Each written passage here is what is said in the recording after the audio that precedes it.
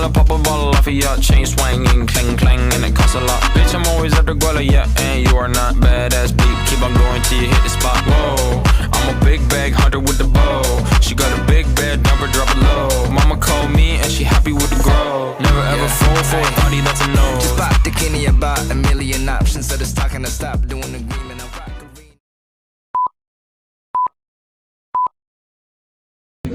Marxisme ortodoks beranggapan bahwa krisis ekonomi yang sangat parah akan secara otomatis mendorong kaum buruh memiliki kesadaran revolusioner, lalu bersatu untuk menggulingkan kapitalisme.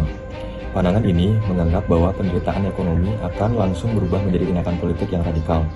Namun, sejarah periode 1919 sampai 1920 memperlihatkan kenyataan yang berbeda.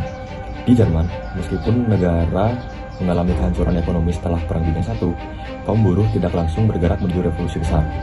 Banyak dari mereka justru tetap menerima sistem kapitalis moderat yang dijalankan oleh Republik Weimar. Sehingga krisis yang terjadi tidak otomatis melahirkan perlawanan revolusioner seperti yang diprediksi Marxisme ortodoks. Baik, selanjutnya, hal yang serupa juga tampak di Italia melalui peristiwa Pinio Rosso, yaitu masa ketika gerakan buruh dan aksi-aksi sempat menguat.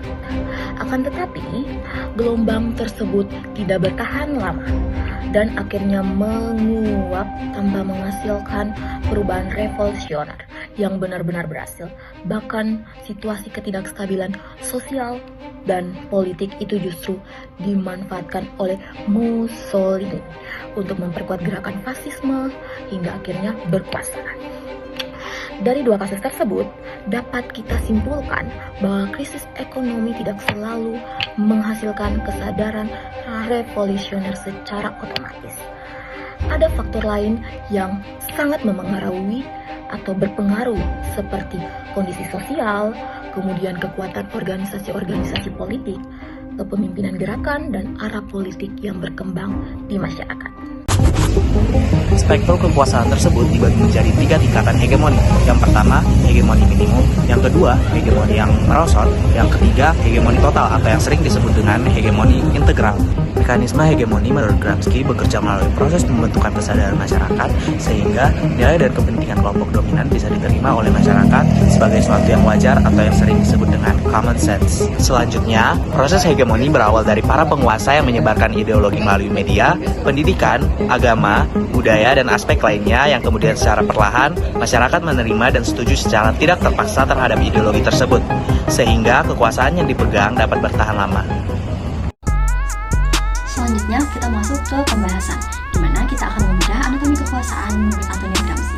Antonio Gramsci membagi kekuasaan menjadi dua ranah utama, dominasi dan hegemoni. Saat ini saya akan membahas mengenai dominasi dan akan dilanjutkan oleh rekan saya yang membahas mengenai hegemoni. Dominasi menurut Gramsci merujuk pada kekuasaan langsung satu kelompok atas kelompok lainnya melalui penggunaan kekuatan paksa. Ini melibatkan penggunaan kekerasan, struktur hukum, dan lembaga politik untuk menekankan perbedaan pendapat dan mempertahankan kendali. Dominasi dijaga melalui lembaga-lembaga seperti kepolisian, militerisasi, dan sistem peradilan. Dominasi sendiri juga bergantung pada represi langsung dan penindasan terhadap oposisi. Namun, situasi dominasi seringkali tidak stabil, di mana membutuhkan pengawasan terus-menerus agar tidak terjadinya pemberontakan. Mungkin itu saja dari dominasi. Selanjutnya hegemoni akan dijelaskan oleh rekan saya. Selanjutnya yaitu terdapat hegemoni menurut Gramsci. Hegemoni menurut Gramsci ini yang dimana adanya proses untuk menumbuhkan rasa kesadaran masyarakat agar nantinya ada perilaku yang mendominasi, masyarakat akan mudah untuk menerimanya. Nah, proses ini mencakup pertama, nantinya kelompok penguasa akan menyalurkan ideologi. Kedua, ia akan menyalurkan ideologi melalui media, budaya, agama, dan pendidikan. Lalu ketiga, apabila ideologinya sudah terjun ke kalangan masyarakat tersebut akan menerimanya tanpa ada paksaan. Keempat, nah ketika masyarakat menerimanya tanpa paksaan, otomatis mereka akan menumbuhkan atau timbulnya perjanjian tanpa paksaan. Kelima, puncaknya dari mekanisme ini, ketika masyarakat sudah menerimanya tanpa adanya paksaan, maka kekuasaan itu akan bertahan cukup lama atau dalam waktu jangka yang panjang. Inilah mekanisme hegemoni menurut Gramsci. Spektrum kekuasaan ada 3 tingkatan hegemoni. Yang pertama, minimal hegemoni, proses struktur penguasa itu pecah, sering mengenalakan paksaan dan tidak ada kesan ideologi yang kuat. Yang kedua, hegemoni yang merosot, terjadi disintegrasi politik, aparatur goyah, masa hilang kepercayaan dan moral intelektual dari masyarakat. Yang ketiga, hegemoni total atau integral, integrasi sempurna ideologi penguasa menyatu dengan nalar masyarakat dan pada masyarakat memiliki tingkat kekuasaan moral intelektual.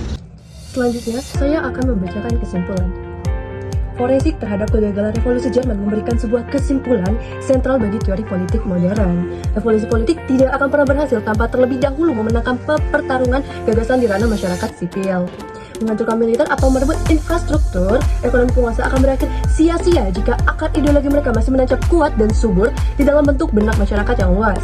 Kekuasaan sejati di era modern atau saat ini bukanlah kemampuan besar untuk memaksakan kehendak melalui ad-bedil, melainkan kepiawaian canggih dalam membangun penerimaan tanpa paksaan. Benteng terkuat kapitalisme bukanlah angkatan bersenjatanya yang bersiaga di barikade, melainkan ilusi tak kasat mata yang tertanam di kepala setiap individu bahwa setiap sistem ini adalah satu-satunya jalan hidup yang wajar dan yang terbaik bagi mereka saat ini. Sekian, terima kasih.